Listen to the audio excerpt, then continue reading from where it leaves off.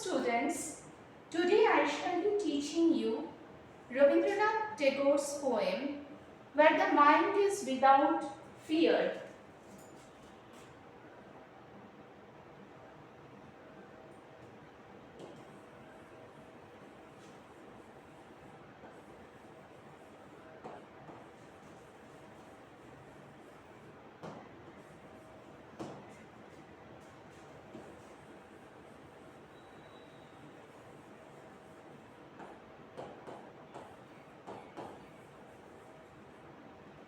This is the 35th poem of English Gitanjali. English Gitanjali, the translation came out in the year 1912. Rabindranath himself did the translations. The introduction to this translation was done by W.B. Yeats, and this is what Yeats writes in his introduction. I quote, "I have carried the manuscript of these translations about with me for days, reading it in railway trains or on the top of omnibuses and in restaurants. And I have often had to close it lest some stranger would see how much it moved me. These lyrics, which are in original, my Indians tell me, full of subtlety of rhythm, of untranslatable delicacies of color, or metrical invention, display in their thought a world I have dreamed of all my life long." So, this is what Yeats says in his introduction to English Gitanjali.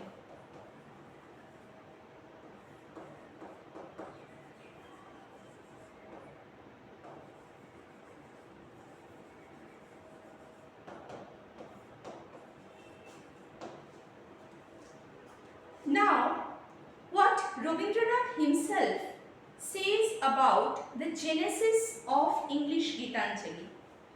This is what he writes to his niece Indira Devi.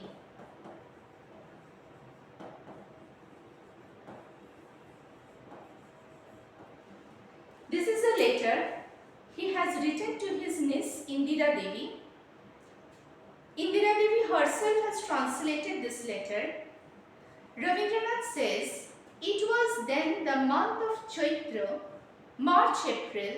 The air was thick with the fragrance of mango blossoms, and all hours of the day were delirious with the song of birds. When a child is full of vigor, he does not think of his mother. It is only when he is tired that he wants to nestle in her lap. This was exactly my position.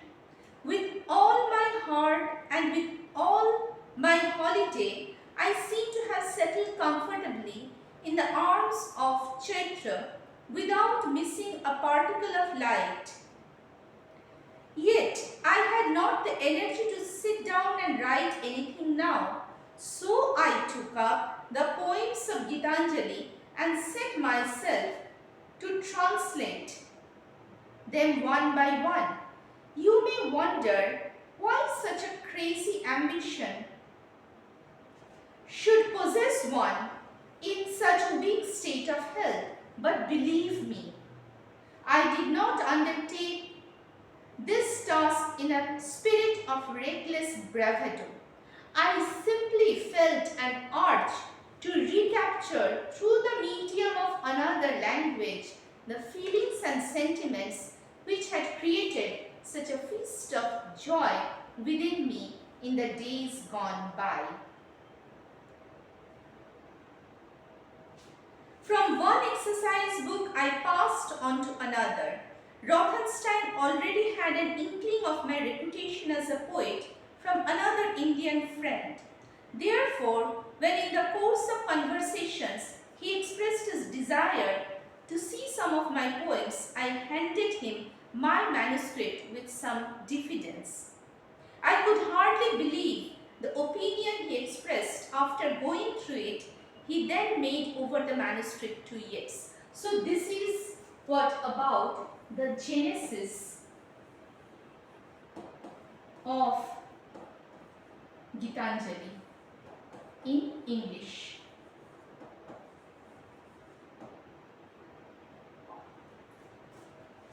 And this is very important and interesting that Tagore himself felt an urge to recapture through the medium of another language. The term recapture is very important. Now, the poem under discussion is poem number 35, where the mind is without fear and the head is held high.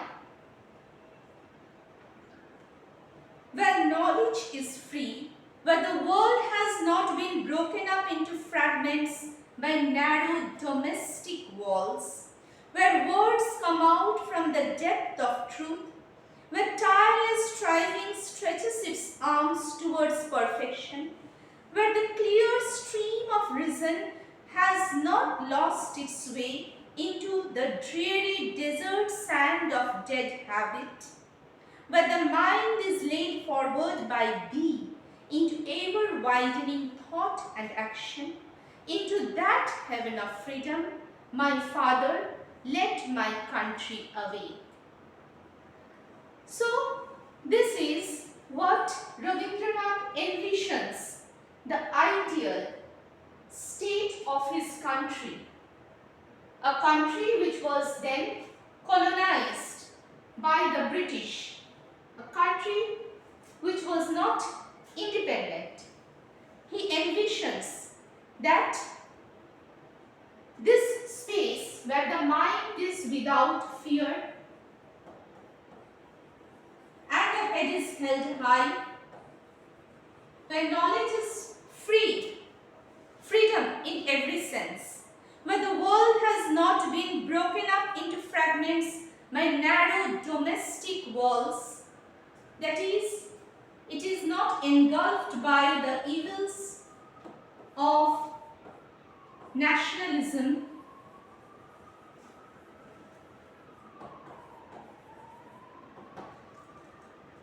where words come out from the depth of truth, where tireless striving, constant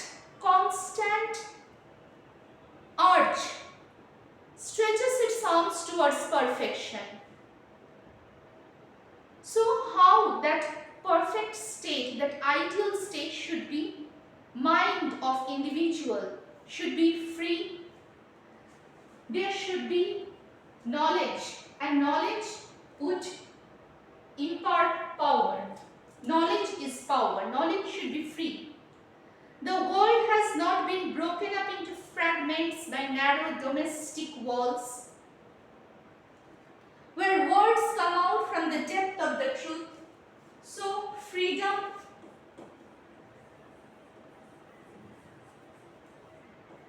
truth,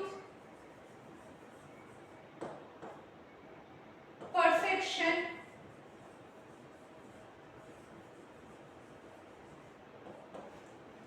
all these essences should be there, where the clear stream of reason has not lost its way into the dreary desert sand of dead habit. That means the clear reason. Every human being is endowed with rationality, and this ability to reason should not lose its way, should not lose its course into the dreary desert sand of dead habit, the dead rituals, the blind rituals should not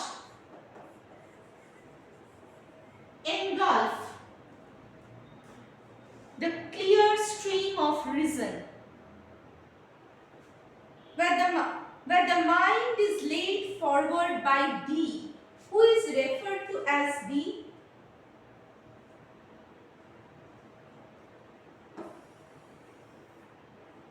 D is referred, D is here referred to the God, who is also addressed as the Father. The Lord of the universe, where the mind is laid forward by thee into ever-widening thought and action. Both should be widened. Thought as well as action. And who would lead the mind? God the Father. Into that heaven of freedom. In that way, humanity could achieve heaven. Humanity could attain immortality.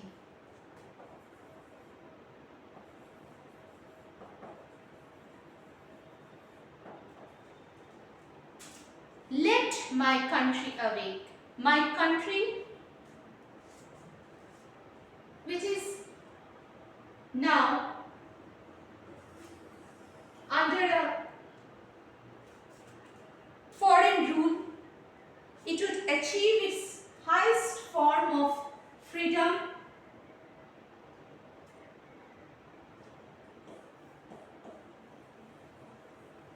it would attain the ideal state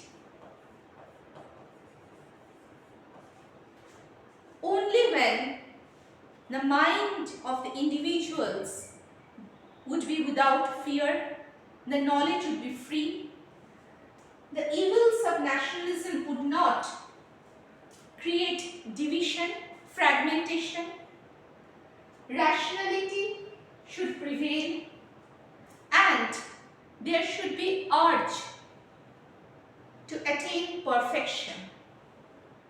So, this way we can say that he is conceptualizing utopia. What is utopia?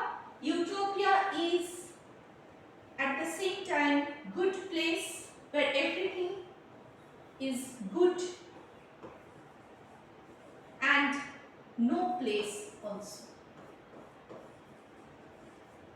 So, utopia, where everything good happens. We can say that this poem, which in Bengali is called Prarthana, Chitto Jetha Bhoy Shunno.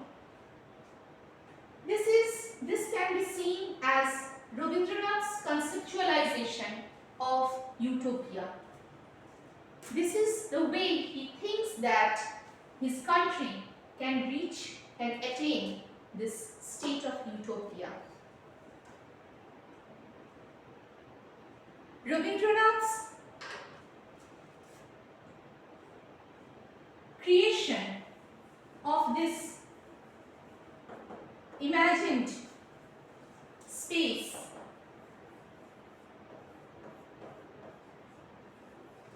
bordering on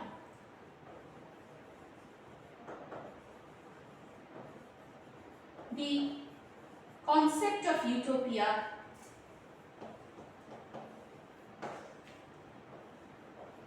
is marked by his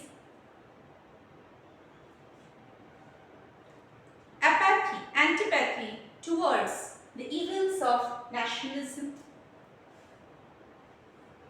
The poem celebrates the aspect of freedom, truth, and rationality.